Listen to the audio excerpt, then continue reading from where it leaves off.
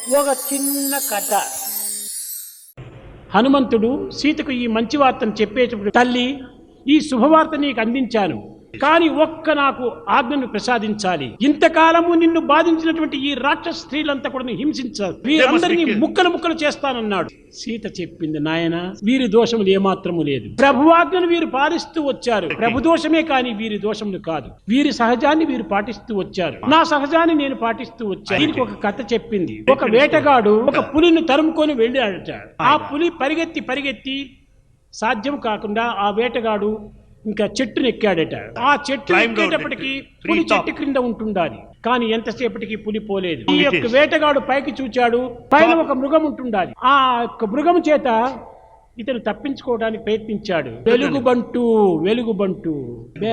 వెలుగుబంటు ఉంటుండాలి ఆ చెట్టు పైన. అప్పుడు ఈ పులి వెలుగుబంటును ప్రశ్నించింది, ఓ వెలుగుబంట, నేను ఇంత దూరం దాన్ని శ్రమపడి తరుముకొని వచ్చాను. ఇప్పుడు ఇది నీ చెట్టు పైన ఎక్కింది, నీవు కిందికి పంపించు, నేను దాన్ని భుజించాలి అనింది. అప్పుడు వెలుగుబంటు చెప్పింది, ఓ పులి, ఇది నా వృక్షము, నా యొక్క ఇల్లు, నా నివాసము.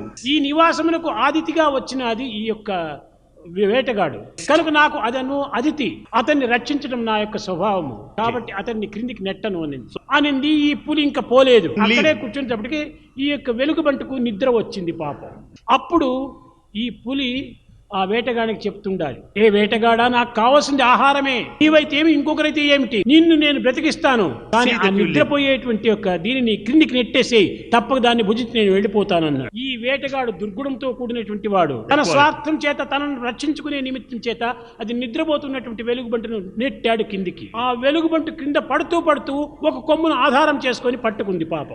మంచితనమునకు ఉన్నటువంటి యొక్క రక్షణ, గుడ్ క్వాలిటీ ఉంటుండది ఆ వెలుగుబంటుకు. దీనిని రక్షించింది. ఆ ఉపకారమునకు ఉపకారం తప్పుకుపోదు. అప్పుడు తిరిగి ఎట్లో మరి పైకి ఎక్కింది. అప్పటికి ఈ పులి చెప్తుండాది, యో వెలుగుబంట, నీవు ఇంత ఉపకారం చేసినప్పటికీ నీకు ఈ యొక్క ఇది వీడు నీకు అపకారమే చేస్తున్నాడు.